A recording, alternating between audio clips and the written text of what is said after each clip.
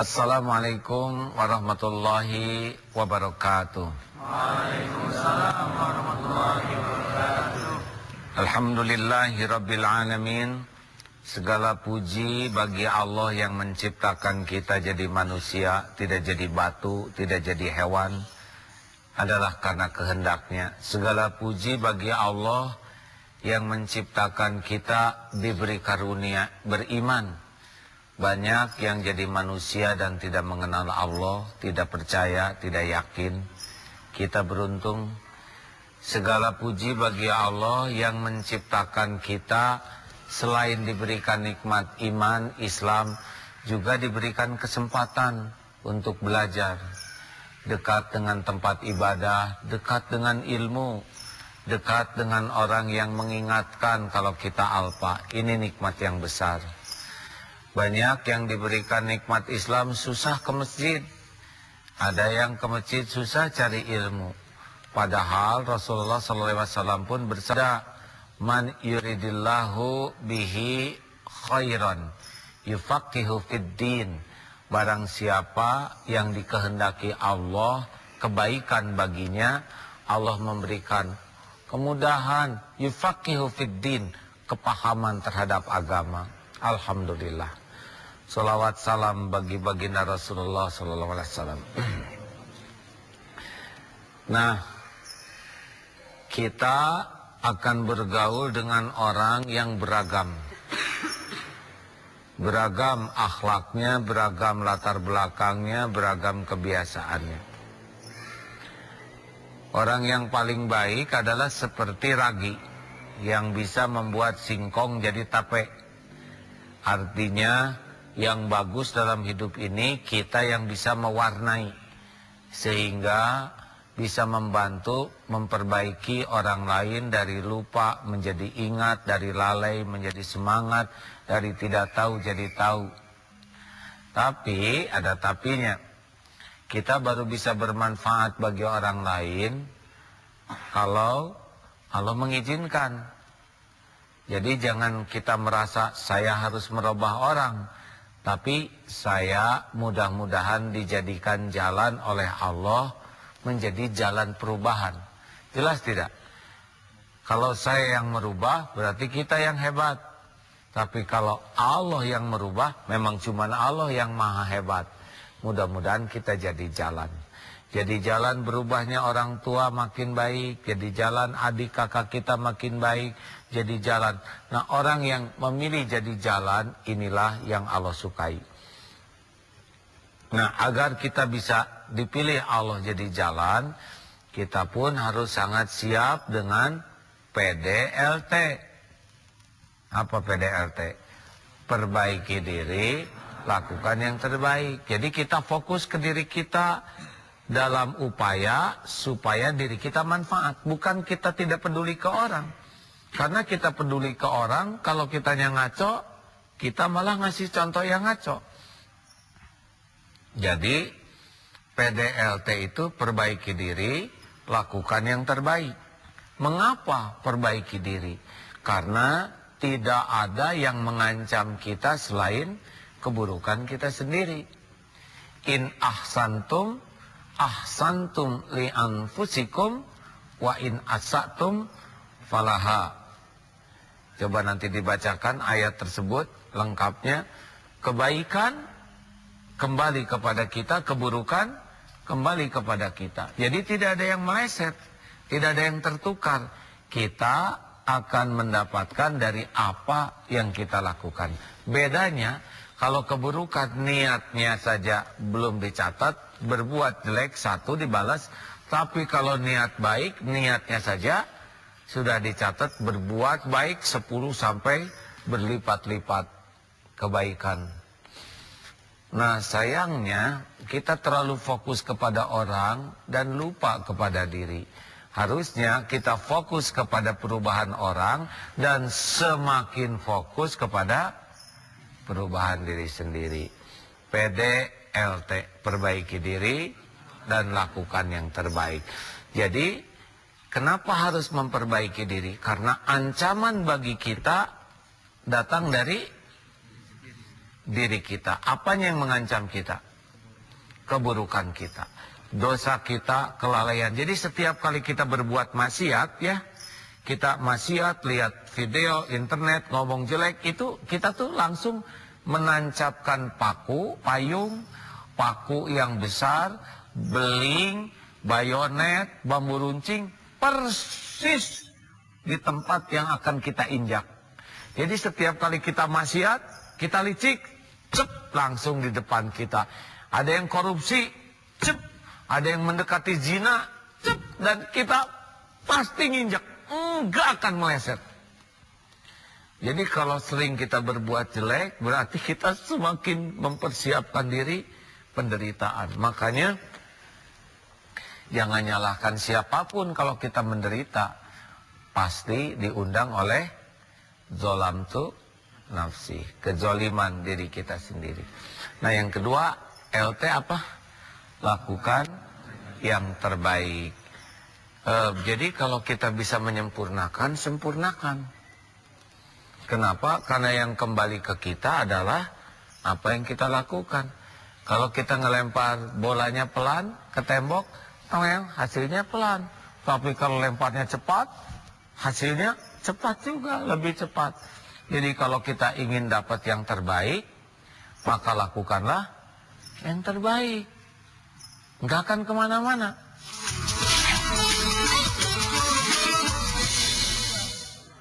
Ini Alkisah, ada salah seorang santri kita, SSG, santri siap guna. Sebelumnya supir truk pribadi, lalu berlatih. Selesai berlatih 3 bulan, bagus gerakannya, mau kerja jadi supir truk trailer, siap, mau PDLT, selalu perbaiki diri dan lakukan yang terbaik lillahi ta'ala. Lihatlah bagaimana hasilnya.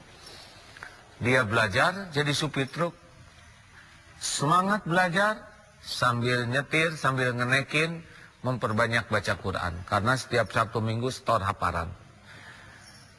Setiap waktu sholat diusahakan bisa sholat jamaah dengan supir truk yang lain. Yang menarik, kalau waktu istirahat digunakan nyuci truk. Kalau truknya sudah bersih, truk yang di sebelahnya dibantu dicucikan. Kadang ada motor juga ikut dicucikan. Kenapa kok rajin? Ini adalah amal jariah saya, amal soleh saya. Dilihat, orang senang. Pimpinan perusahaannya senang, rebutan sekarang. Sudah tinggal di tempat saya, jadi ini saja karyawan khusus saya. Rumah disiapkan, gaji disiapkan, tidak ada yang ketukar. Setiap perbuatan yang terbaik akan dapat balasan yang lebih baik. Jadi jangan setengah-setengah, ya. Kita simak ayat-ayatnya. Surat Ar-Ra'd 2 ayat 11. A'udzu billahi minasy syaithanir rajim. Bismillahirrahmanirrahim. Innallaha la yughayyiru ma biqaumin hatta yughayyiru ma bi anfusihim. Sesungguhnya Allah tidak mengubah keadaan suatu kaum sebelum mereka mengubah keadaan diri mereka sendiri. Surat Al-Isra ayat 7. In ahsantum ahsantum li anfusikum wa in asa'tum falaha. Jika kamu berbuat baik, berarti kamu berbuat baik untuk dirimu sendiri. Dan jika kamu berbuat jahat, maka kerugian kejahatan itu untuk dirimu sendiri.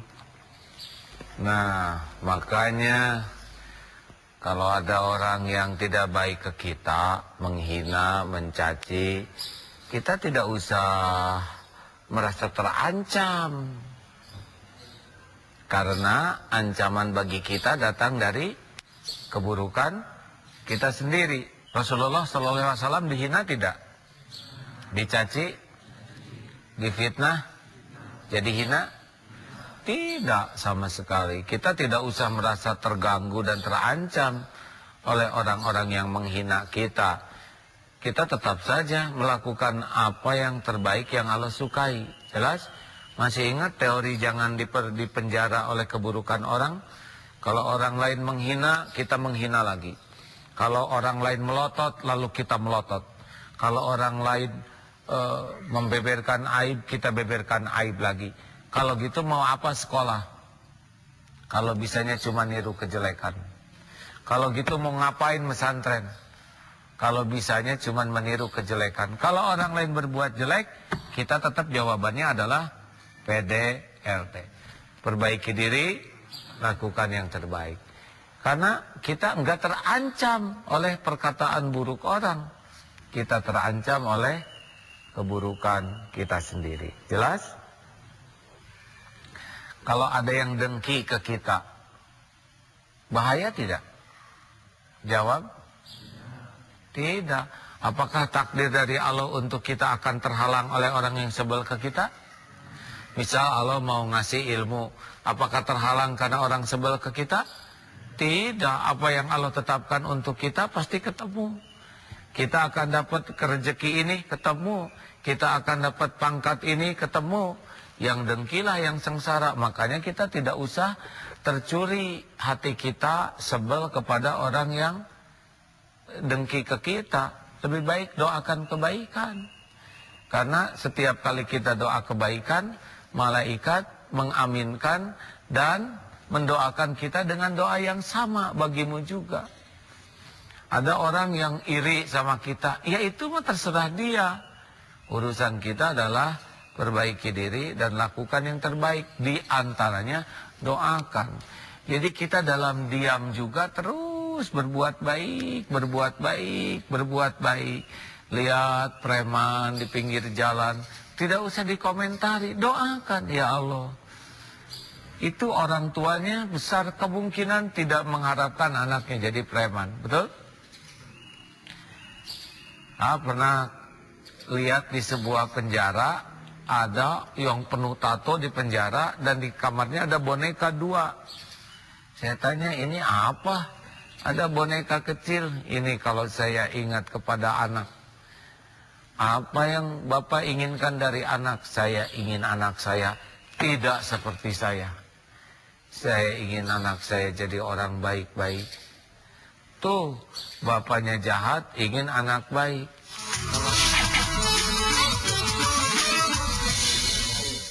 Nah makanya lihat anak-anak yang preman, segala macam pangrok. Kita jangan merasa jijik dan sebal. Doakan, betul? Pada saat kita mendoakan mereka, malaikat mengaminkan. Kan doa yang tidak diketahui oleh orang lain yang kita doakan, termasuk doa yang mustajab. Ya Allah, dia mungkin ingin bisa bahagia dan mulia, tapi belum tahu jalannya, sehingga pakai anting, pakai kolotok di sini ya enggak, pakai gembok di sininya, di sini pakai rantai. Aduh, kasihan. Ya, tetap kita berharap kebaikan, ya deh ya. Jadi walaupun ke orang yang berbuat tidak baik, nah bagaimana kalau kita lihat orang-orang yang di TV doa, ya Allah, misalkan ini ada penyanyi dengan gayanya gaya gasing, ya wong, kan kebayang pusingnya. Ya Allah, kasihan dia, nyangkanya begini bekal mulia, bukakan hati, beri hidayah. Berapa banyak artis yang dulu pakaiannya terbatas, sekarang udah berhijab dan ikut dalam dakwah, benar? Berapa banyak yang dulu lupa ke Allah, sekarang ingat. Boleh jadi itu adalah doa dari sebagian yang kita tidak tahu. Lalu mengapa kita tidak gunakan ini untuk kebaikan? Betul? Makanya terus dimanapun kita berada, yang dipikir itu cuma kebaikan, kebaikan, kebaikan. Termasuk kepada orang yang tidak baik ke kita. Allah tahu nggak kita berdoa? Didengar tidak? Kira-kira Allah suka nggak kita mendoakan kebaikan kepada orang lain? Suka tidak? Itu yang didoakan tuh hamba Allah tuh. ciptaan Allah. Lihat pedagang, kita doakan ya Allah sing laku, sing barokah. Walaupun kita enggak beli, kita udah berbuat kebaikan. Lihat misalkan polisi di pinggir jalan, udah waktunya sholat, prit. Ya Allah, jadikan amal soleh bagi polisi ini. Dia panas, hujan, hati kita juga enak. Lihat misalkan ada ya ditangkap koruptor, mudah-mudahan di penjara koruptor ini bisa jadi nebus dosa-dosanya, keluarganya bisa jadi baik, ya kan? Jadi jangan rasain lu nggak menolong apa-apa. Siapa tahu di penjara itu merupakan berkah dari doa orang tuanya. Apakah ada orang tua yang ngedoain anaknya di penjara? Orang tuanya ngedoain anaknya soleh. Kalau nggak di penjara susah solehnya. Jadi boleh jadi koruptor yang tertangkap itu adalah karunia Allah dibanding teman-temannya yang nggak ketangkap. Lancar aja terus malingnya. Ya, kita tetap berharap kebaikan. Enak tidak dengarnya hadirin? Dengar kebaikan itu enak.